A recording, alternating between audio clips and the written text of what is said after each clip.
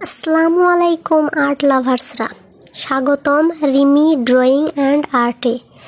আজ আমরা আঁকবো একটা রিয়েলিস্টিক 3D আপেল। ধাপে ধাপে দেখব কিভাবে পেপারেও ত্রিমাত্রিক ইফেক্ট আনা যায়। প্রথমে আমি হালকা হাতে একটা আপেলের শেপ দিয়ে নিয়েছি। নিচের দিকে একটু ভারী রেখেছি যেন আপেলের ভর বোঝা যায়। এবার আমি উপরের দিকে একটি কাণ্ড দিচ্ছি। কাণ্ডর সাথে আমি একটা পাতাও যোগ করব যেন আপেলটা দেখতে একদম রিয়েল লাগে। এই যে আমি পাতার জন্য শেপ দিয়ে নিচ্ছি। আর্টে সবসময়ই মনে রাখতে হয় আগে প্রথমে একটা শেপ তৈরি করে নিতে হয় যেন আর্টটা সুন্দরভাবে তৈরি করা যায়। তার জন্য একটা সুন্দর শেপ একটা খুবই জরুরি। আমি পাতার জন্য শেপ দিয়ে নিলাম।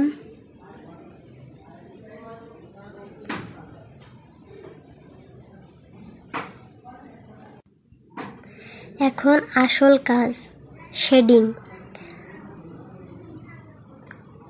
শেডিং করা। শেডিং খুবই ভালোভাবে করতে হয়,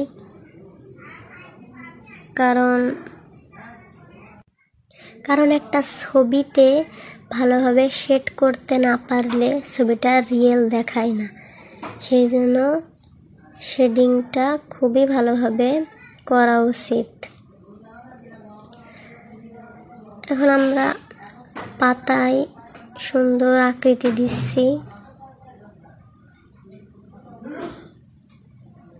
এই যে পাতায় শেড তৈরি করছি আমি যেন পাতাটা একদম রিয়েল লাগে। এই যে পাতাটা আমার শেড তৈরি করা হয়ে গেল। পাতার ভিতরেও আমি একটু আকৃতি করে নিচ্ছি, পেন্সিল দিয়ে একটু কালার দিচ্ছি যেন রিয়েল লাগে। এবার আমি আলো এবং ছায়া কোথা থেকে আসছে সেটা মাথায় রাখবো। রেখে আপেলের ডান পাশে আমি গাঢ় করব এবং বাম পাশে আমি হালকা রাখব। তোমরা দেখতে থাকো কিভাবে আমি এই শেডিংয়ের কাজটা করছি।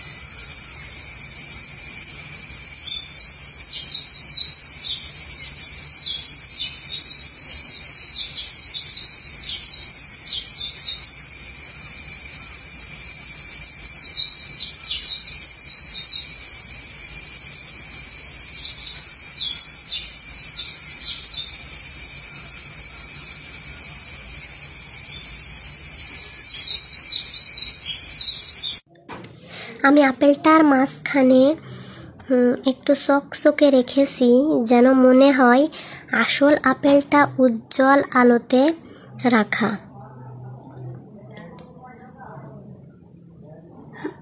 বাম পাশে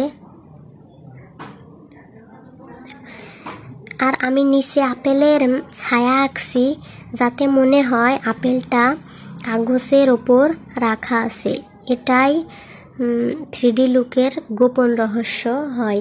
যেন নিচে একটা ছায়া সৃষ্টি করতে হয়, যা দেখে বোঝা যাবে যে আপেলটা রিয়েল এবং এটা কাগজের ওপর আপেলটাকে রাখা হয়েছে।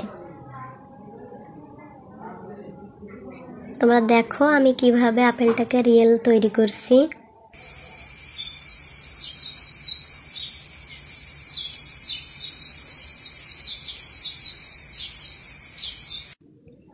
এই ছিল আজকের 3D আপেল ড্রয়িং। তোমাদের কেমন লাগলো কমেন্টে জানাও।